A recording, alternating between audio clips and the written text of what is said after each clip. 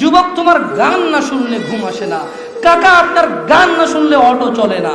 চাচা, আপনার গান না শুনলে অটো চলে না।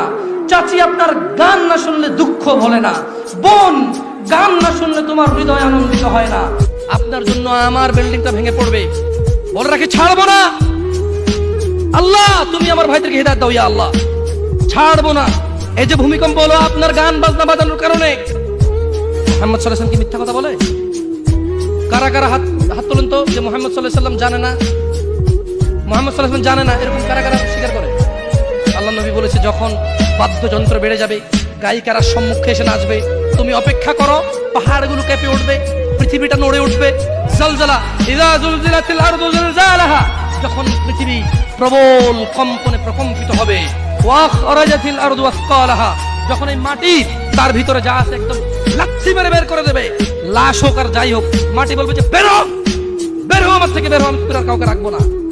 ওয়াকাল আল ইনসান, মানুষ বলবে মালাহা মালাহা, পৃথিবীটা কি হলো, এই মাটির কি হলো, কেন সে কবরগুলো লাশগুলো বের করে দিচ্ছে, কেন সে স্বর্ণ মতি হীরা মানিক্য বের করে দিচ্ছে, মালাহা, এর কি হলো, কেন পাহাড় নড়ে উঠছে, কেন পাহাড় ভেঙে চূর্ণ বিচূর্ণ হয়ে যাচ্ছে।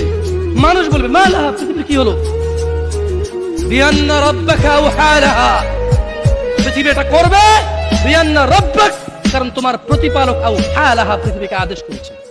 আপনি গান শোনেন, আমি শুনি না, আপনি গান বাজান, আমি বাজাই না। যখন চিটাগং নড়ে উঠলো ভূমিকম্পে, আপনার বাড়ির সাথে আমার বাড়িটাও উঠছে। বন্ধ করেন এই জুলুম আমাদের উপর। আল্লাহর দিকে তাকিয়ে বন্ধ করেন, আল্লাহর দিকে তাকিয়ে বন্ধ করেন। আপনার বাড়িটা যদি ভেঙে ফেলার ইচ্ছা, বুলডোজার ভেঙে ফেলেন, কেউ ধরবে? কেউ জিজ্ঞেস করবে আপনাকে? আপনি গান বাজনা শুনে ভাবে পৃথিবীতে বিপর্যয় নিয়ে আসতেছেন। ইত্তাকিল্লাহ হাক্কা তুকাতিহ, আল্লাহকে ভয় করেন যেভাবে ভয় করা উচিত।